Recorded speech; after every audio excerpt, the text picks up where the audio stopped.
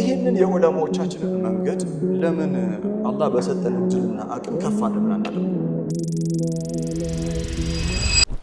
ይህንን ደግሞ በተለመደው አይነት አካሄድ ሳይሆን በተቋም ደረጃ በተደራጀ መልኩ ጥራቱን በጠበቀ የትምህርት አሰጣጡ ጥራቱን የጠበቀ የሚማሩበት ቦታ ጥራቱን የጠበቀ ሊኖራቸው ይገባል እና ይህንን ያመማረውን ይህን ማጠናውን ነገር ወደ ፍሩትፉል ወደ ሆነ ነገር መሬት ላይ ማውረድ መቻል አለብኝ የሚል ሐሳብ አደረገ።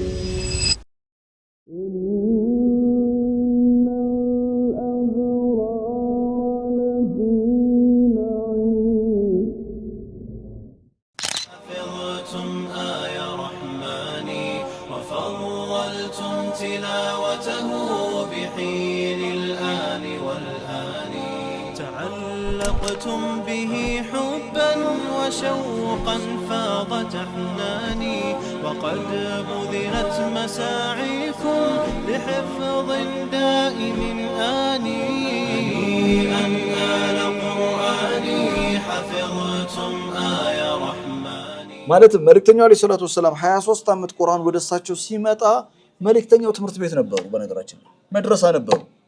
ያ መድረሳ የምን መድረሳ ነው? የቁርአን መድረሳ ነው። የበሲራ መድረሳ ነው። ለ23 ዓመት ተዓሊም ስለነበረ ነው፣ መማር ስለነበረ ነው። አላህ ለአደም አለይሂ ሰላም ከሰጠው ስጦታዎች መካከል የመጀመሪያው ስጦታ ምንድነው ካላችሁኝ፣ አደም ከሩህ ጋር ተቀላቅሎ በስጋ በተገለጠበት ዘመን የሚገርም ስጦታ አላህ የሰጠው ጀነት ከመግባቱ በፊት ምንድነው ታውቃላችሁ? አንድ ስጦታ ሰጥቶት ነበር። وعلم آدم الأسماء كلها ለአደም አላህ የነገራቶችን ሁሉ ስም አስተማረ። ትምህርት የጀመረው ከአደም ነው። ለውጥ ያለው በትምህርት ውስጥ ነው። አይን የሚከፈተው በትምህርት ነው። አይን የሚከፈተው በትምህርት ከሆነ ለውጥ ያለው በትምህርት ከሆነ ትምህርት ቤት ያስፈልጋል። እንደዚህ አይነት ተቋም ያስፈልጋል። የለውጥ ማዕበል የሆኑ ተቋማት ያስፈልጋናል።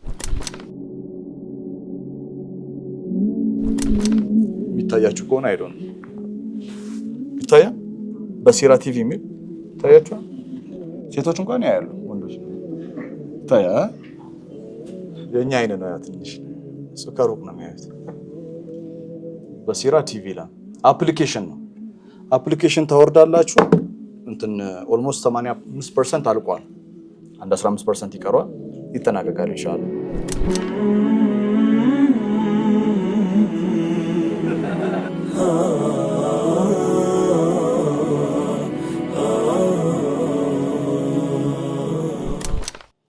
فلولا إذا بلغت الحلقوم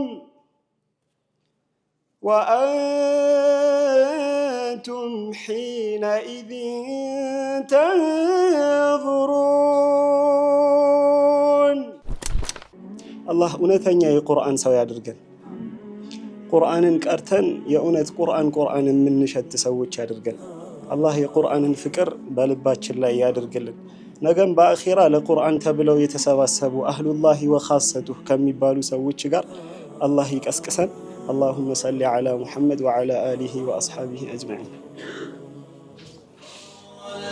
تلاوته بحين الآن والآن هنيئا تاجكم يوما تفرق فيه خلاني هنيئا قربكم ربا هنيئا حفظ قرآني